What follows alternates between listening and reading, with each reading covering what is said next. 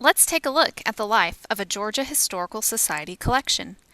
Before we investigate how a collection gets to GHS, let's clarify exactly what makes up an archival collection. Generally speaking, collections are made up of primary sources that document the past. Collections may contain personal and professional letters, cards, emails, family Bibles, genealogical records, photographs, scrapbooks, postcards, journals, artifacts, rare books, pamphlets and prints, maps, newspaper clippings, and digital recordings, just to name a few. The first step in the life of a GHS collection is getting here. Each collection has a unique story of how it came to be a part of GHS, some known and some forgotten to time. How does a collection make its way to GHS? One way is through the generous donation of individuals and families. For example, Jim Jordan, a writer, historian, and tour guide living in Savannah, purchased and then donated the ledgers and letters of a prominent 19th century family. Before Jordan handed them over to GHS, they had been stored in steamer trucks and left forgotten in a New Jersey attic. The collection includes one of the only known copies of the slave traders' letter books. Frederick William Mingledorff Jr. generously donated his family's papers to GHS, including military memorabilia collected during his time in the U.S. Marine Corps during World War II, and his father's time in the U.S. Army during World War I. Sometimes GHS has to rescue a collection. For example, GHS stepped in and rescued 849 boxes of the Central of Georgia Railway records from a disorganized, neglected warehouse. GHS has a limited budget to purchase manuscript collections.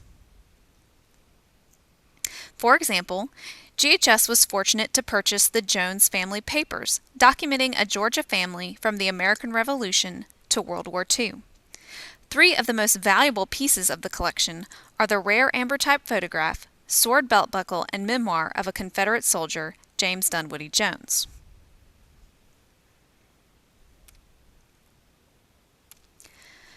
Over 4 million pages of manuscript have already made their way to GHS, along with 100,000 photographs, 30,000 architectural drawings, 15,000 books, and thousands of maps, portraits, and artifacts.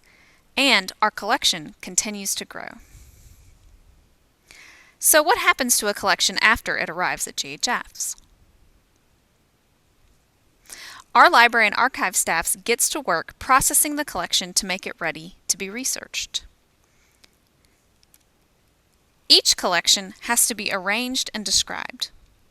And for each collection, a finding aid is created. This document provides important details to researchers about the collection.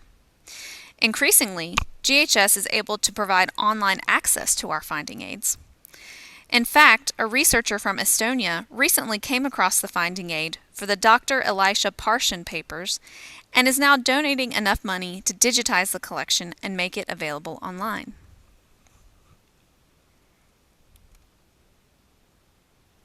Sometimes GHS is able to digitize items and make them available on our online catalog.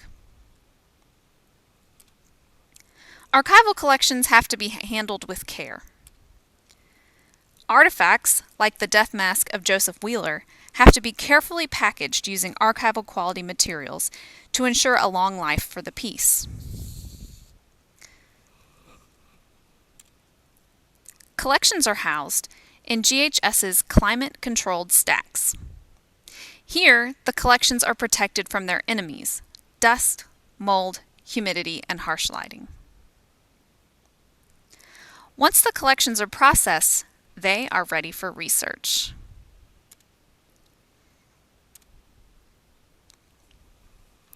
Thousands of researchers from all over the United States come to GHS each year to research our collections. Many more researchers access our materials online. Researchers who are able to visit in person have the ability to view our collection in person. Our library staff pulls materials from the stacks and brings it to researchers in our reading room at Hodgson Hall. All researchers are instructed on how to properly handle the materials.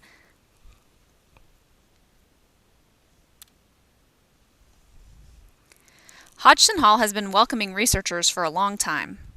Pictured on the left is a view of Hodgson Hall in 1876, and on the right a view of Hodgson Hall today.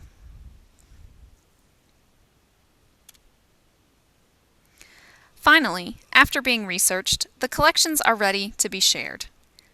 GHS adopted its motto from Georgia's colonial founders, Non sibi sed aliis, not for self, but others.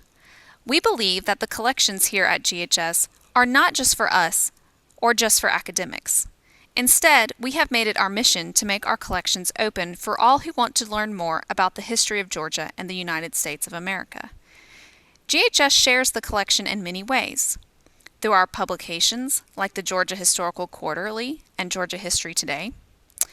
Through the K-12 classroom resources we create and share on our website or at teacher training workshops.